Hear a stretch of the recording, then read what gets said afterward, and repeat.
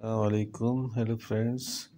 اسے حسب حال نہ سمجھ لیجیے گا، بس میں نے سوچا کہ آپ کو اس قسم کی اردو مزاحیہ انداز میں سکھائی جائے اور ساتھ سمجھا بھی دی جائے، کیونکہ آج کل کے بچے اس قسم کی اردو سے تھوڑا دور ہی ہیں.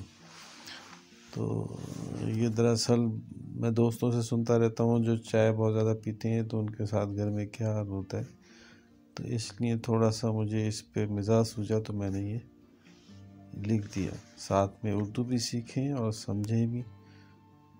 تو بات یہ ہے کہ گزارش یہ ہے کہ میری شریک سفر، شریک حیات، جان سے عزیز زوجہ محترمہ، یہ ساری بیویوں کے انعام ان کو اس طرح القابات سے پکارتے ہیں: دست بدستہ مطلب ہاتھ جوڑ کے، نہایت مؤدبانہ، عاجزانہ مطلب بہت ہی عاجزی کے ساتھ اور انکساری کے ساتھ التماس یعنی گزارش ہے کہ آپ کے شوہر نامدار کا سر شدید درد کی وجہ سے پھٹا جا رہا ہے.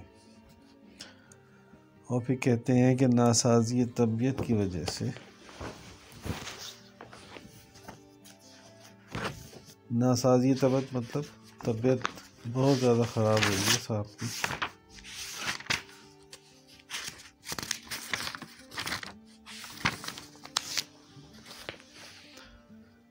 دل ہے کہ ڈوبا جا رہا ہے، مگر آپ ان سب باتوں سے بے نیاز مطلب بے خبر ہیں، پرواہی نہیں ہے، لگی پڑی ہیں. کس سے لگی پڑی ہیں؟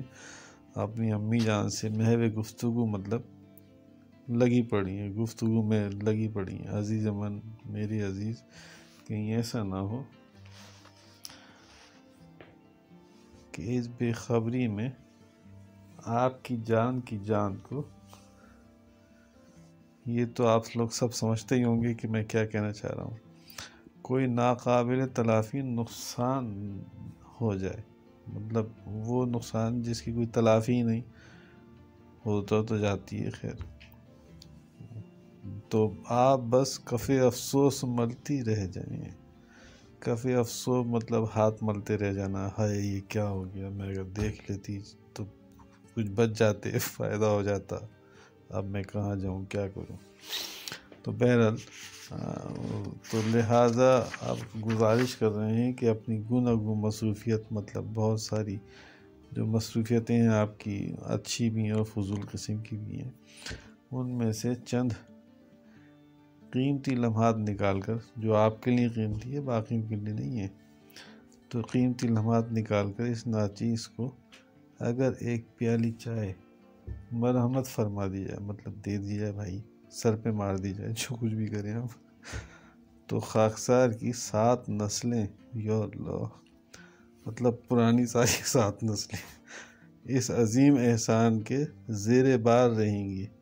مطلب بہت زیادہ احسان میں رہیں گی کہ بھائی آپ نے اتنی بڑی بات کی ہے. اور بالخصوص خاکسار مطلب خادم ہو، خاکسار ہو، جو کچھ بھی ہو، تا دم مرگ، مرتے دم تک، یعنی مرتے دم تک اس چائے کی پیالی کے ممنون و مشکور رہیں گے. شکریہ. تا حیات آپ کا تابع دار. سارے شوہر تابع دار ہی ہوتے ہیں.